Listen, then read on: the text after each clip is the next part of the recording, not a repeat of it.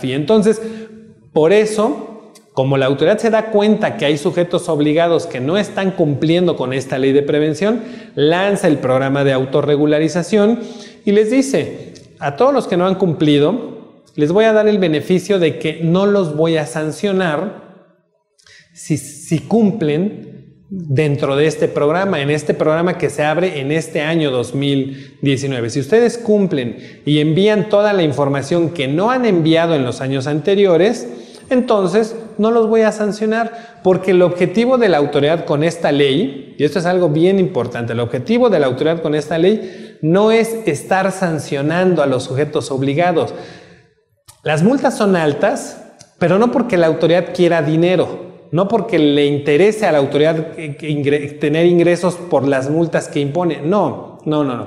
Las multas son altas porque el Gafi en sus recomendaciones dice que las sanciones, tanto para el que lava dinero como para el sujeto obligado que debe reportar a sus clientes, deben de ser, entre otras cosas, disuasivas.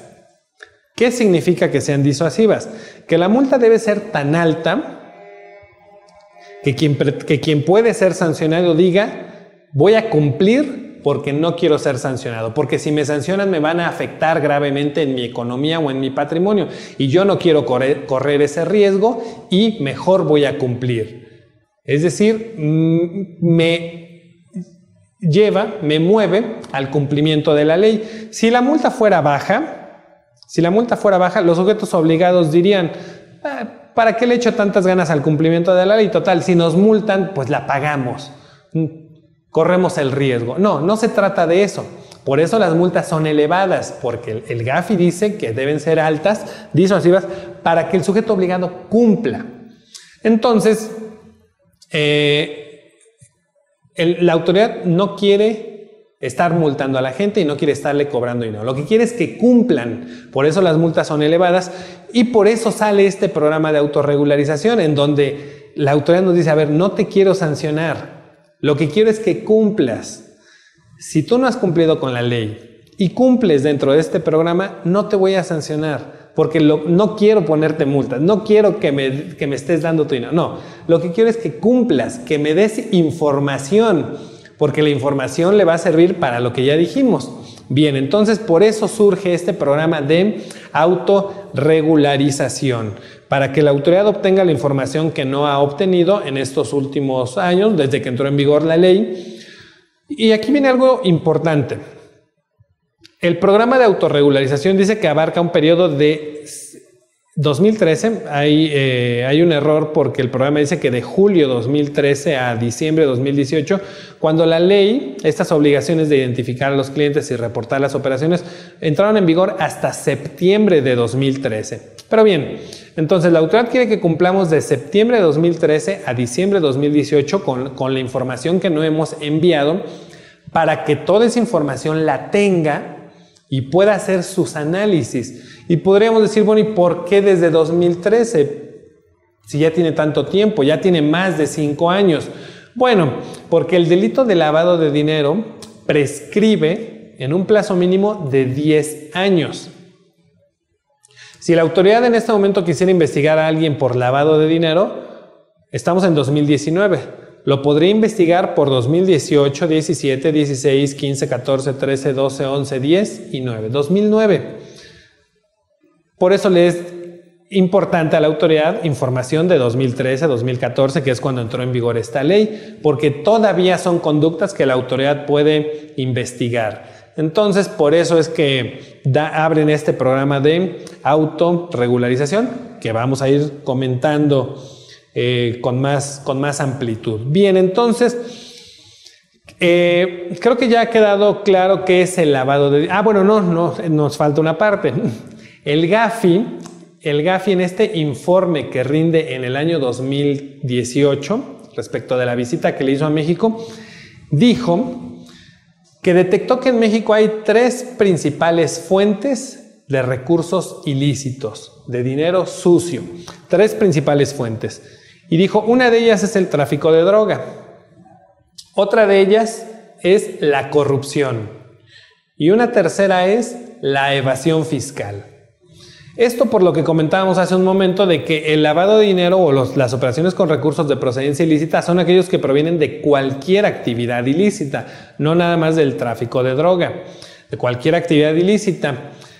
Y ejemplos de actividades ilícitas podríamos poner muchos, pero ya el GAFI nos está señalando 3. Tráfico de droga, corrupción y evasión fiscal.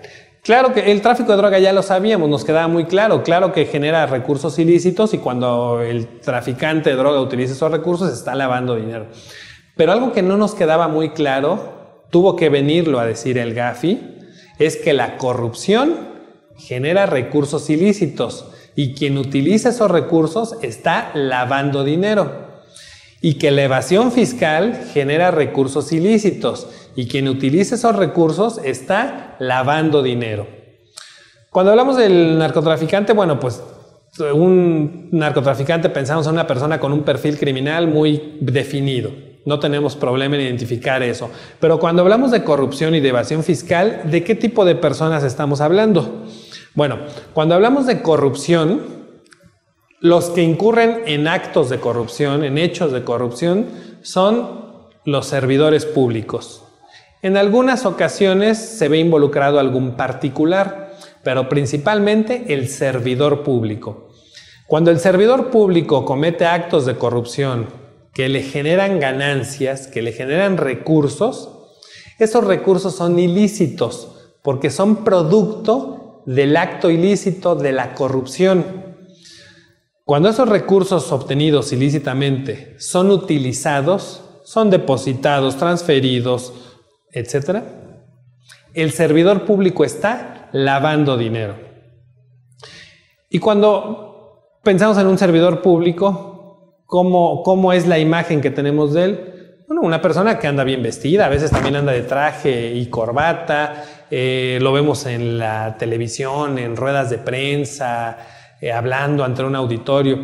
Bueno, pues esa persona puede ser un delincuente, aunque no lo aparente. Puede ser un delincuente si incurre en actos de corrupción y utiliza los recursos que le generaron esos actos de corrupción.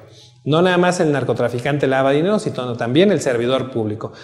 Y cuando hablamos de la evasión fiscal, ¿quién incurre en evasión fiscal? El empresario, el comerciante, el profesionista, el arrendador de inmuebles, a veces el ama de casa, el estudiante. Una persona común y corriente puede incurrir en conductas de evasión fiscal y las ganancias que le representen esos actos de evasión fiscal son recursos ilícitos y cuando los utiliza está realizando operaciones con recursos de procedencia ilícita, está lavando dinero. Y cuando hablamos del comerciante, el empresario, el profesionista, etcétera, pues tampoco tiene un perfil o una apariencia de criminal como sí la tiene el narcotraficante o el secuestrador, ¿no? No, hablamos de personas normales, comunes y corrientes, pero que si incurren en actos de evasión fiscal, son unos delincuentes de cuello blanco, están lavando dinero. Cuando yo siempre digo en los cursos, ¿no? A ver, y como lo dije al principio, cuando pensamos en lavado de dinero, ¿qué nos viene a la mente? El narcotraficante. Yo les diría, cuando yo escucho lavado de dinero, a mí me viene a la mente el evasor fiscal y el servidor público, porque es donde más lavado de dinero hay. Es donde más lavado de dinero hay. Tan solo, ¿a cuántos ha mencionado el SAT recientemente que tiene detectados que intervienen en la comercialización de comprobantes que amparan operaciones inexistentes? Tiene alrededor de 10,000 personas físicas y morales que facturan operaciones inexistentes. Pero esos 10,000 que facturan tienen muchos clientes. Hay cientos de miles de contribuyentes que compran comprobantes, que adquieren comprobantes que amparan operaciones inexistentes. Eso de la comercialización de comprobantes que amparan operaciones inexistentes es un delito equiparable a defraudación fiscal, artículo 109, fracción cuarta del Código Fiscal de la Federación. Es un delito fiscal, es una actividad ilícita y las ganancias que obtienen tanto los que venden ese tipo de comprobantes como los que los adquieren son recursos ilícitos. El que vende los comprobantes, para empezar, bueno, el que vende los comprobantes parece un empresario. Tiene una apariencia como la del servidor público corrupto. Tiene una apariencia de éxito, de abundancia, de empresarial. Sí, pero lo único que está haciendo es vender, bueno, ni siquiera papel. Antes vendían papel cuando las facturas eran impresas. Ahora lo que venden es un archivo digital. Te venden un archivo digital que cuando lo imprimas va a decir que ampara lo que quieras. Asesoría, gestiones, productos, bienes, servicios, lo que quieras. Y va a tener un valor, el que tú me digas, a ver, ¿de cuánto quieres la factura? ¿Cuánto quieres deducir? 100 mil pesos, 100 mil pesos. 35 mil pesos, 35 mil. 800 mil pesos, 800 mil pesos. 3 millones de pesos, 3 millones de pesos. Te vende ese archivo digital que tú vas a usar o que el contribuyente que lo compra lo va a usar para deducirlo, para acreditar el IVA. Y el que lo vende va a cobrar una comisión. Dice, estamos hablando de esta cantidad, yo te cobro el 4% de esta cantidad. Entonces lo que vamos a hacer para que aparente que reúne requisitos esta operación y que para que aparente ser real, me vas a transferir los 3 millones, yo me voy a quedar con el 4%, que es mi comisión por este servicio que te estoy dando, y te voy a devolver la diferencia para que hagas con ella lo que quieras. Tú me dices cómo te la devuelvo, en efectivo, con transferencia, con cheque, a tu nombre, a nombre de una empresa, a nombre de una tercera persona, de un familiar, de un empleado, tú me dices. Bueno, esta actividad ilícita, al que vende la factura le está generando una ganancia, un recurso ilícito. Y al que obtiene la devolución del dinero, también le está generando un recurso producto de una actividad ilícita. Y entonces, tanto el que la vende como el que la compra o el que obtiene la devolución del dinero están realizando operaciones con recursos de procedencia ilícita cuando utilicen ese dinero. Están lavando dinero. ¿Y estas personas parecen criminales? ¿Parecen delincuentes? ¿No? Ya dijimos, estamos hablando a lo mejor hasta del familiar del empresario que compró las facturas. Estamos hablando del vendedor de facturas que se ostenta como fiscalista y parece un empresario. Bueno, al final son delincuentes de cuello blanco que están lavando dinero. Todas esas personas, ya dijimos, hay alrededor de 10,000 vendedores de facturas y cientos de miles de compradores de facturas. Todos esos son los que para la autoridad lavan dinero. Todos los servidores públicos que incurren en actos de corrupción, que yo creo que es un muy alto porcentaje de servidores públicos, todos ellos lavan dinero y todos ellos son los que la autoridad quiere, son los que tienen la mira, son tras los que quiere ir. ¿Pero cómo lo va a hacer? Pues gracias a esta ley de prevención, gracias a que los sujetos obligados al régimen de prevención le informen las operaciones que están realizando con estas personas como clientes. Para eso sirve este régimen de prevención de lavado de dinero. Y vamos a empezar con algunas láminas de nuestra presentación. Vamos a ver aquí en la primera nos dice régimen de prevención de lavado de dinero. Y hablamos del objetivo del régimen de prevención. Si pudiéramos explicar qué es el régimen de prevención de lavado de dinero, diríamos que es el conjunto de leyes, reglamentos, normas, disposiciones que deben de cumplir ciertas personas con el objetivo de enviar información a la unidad de inteligencia financiera para que analice si los recursos pudieran ser ilícitos. Eso es el régimen de prevención. Es el conjunto de normas y obligaciones que deben de cumplir ciertas personas para darle información a la unidad de inteligencia financiera y que ésta analice si los recursos pudieran ser ilícitos. El objetivo de este régimen, como lo vemos aquí en la pantalla, es que los sujetos obligados al régimen de prevención aporten a las autoridades, principalmente a la unidad de inteligencia financiera, información útil y eficaz para la investigación y denuncia de probables operaciones con recursos de procedencia ilícita. Ese es el objetivo del régimen de prevención de lavado de dinero. Lavado de dinero ya lo explicamos, pero aquí lo tenemos en la pantalla. Artículo 400 bis del Código Penal, operaciones con recursos de procedencia ilícita. Los recursos de procedencia ilícita son aquellos que proceden o representan el producto de una actividad ilícita y al mismo tiempo son recursos de los que la persona que los utilizó no puede acreditar su legítima procedencia. ¿Cuáles son algunas actividades ilícitas? Narcotráfico, corrupción y evasión fiscal. Pero cualquier otra actividad que te genere, cualquier otra actividad ilícita que te genere recursos, el fraude, ¿cómo se llama? La comercialización de hidrocarburos robado, el robo de hidrocarburos, el contrabando, la falsificación de moneda, el tráfico de armas, la trata de personas, todas esas actividades ilícitas y cualquier otra que te genere una ganancia, esos recursos son recursos de procedencia ilícita. Cuando los utilices, estarás lavando dinero. Y algo importante, ya para pasar al siguiente tema, es que la autoridad no tiene que tener acreditado el delito previo. Siempre hay un delito previo cuando hay lavado de dinero, siempre hay una actividad ilícita previa, porque obviamente es la que dio origen a ese recurso. Evasión fiscal, tráfico de droga, tráfico de armas, trata de personas. O sea, siempre tuvo que haber una actividad ilícita que me genere ese recurso. Ahora, el lavado de dinero no es la obtención del dinero, sino el uso del dinero. Cuando yo ese dinero que ya obtuve de una fuente ilícita o por una actividad ilícita, lo administro, convierto, transporto, transfiero, deposito, retiro, etcétera. Cuando uso ese dinero, estoy realizando operaciones con recursos de procedencia ilícita. Estoy lavando dinero.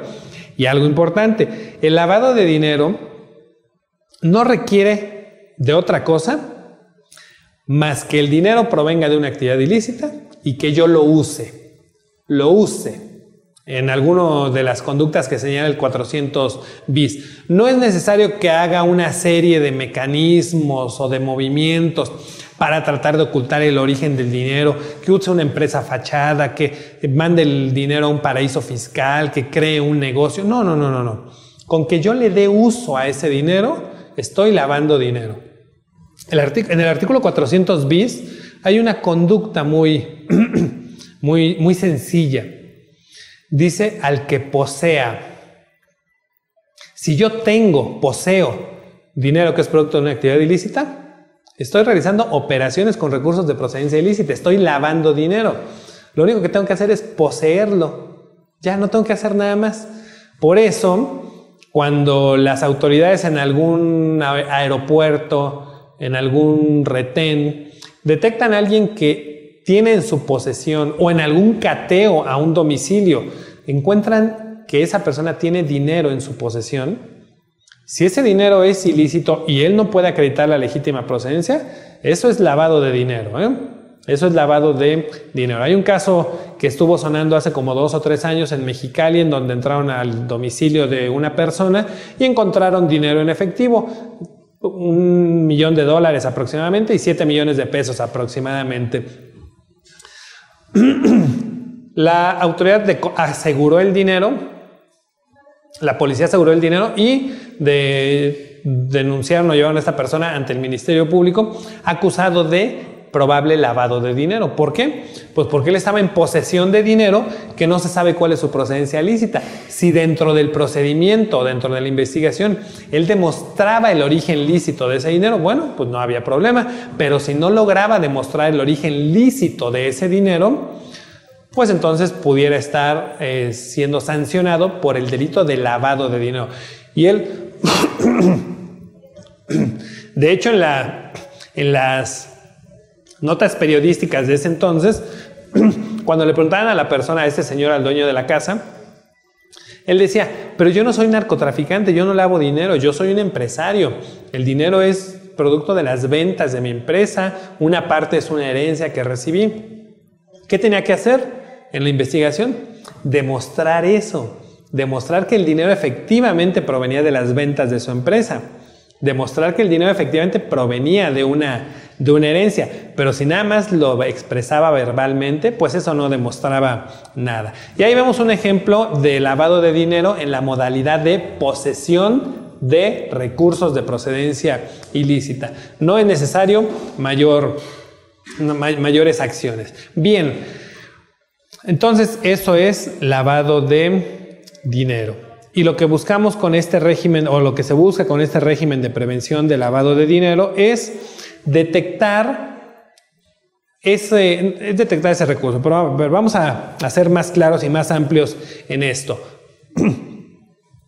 La prevención de lavado de dinero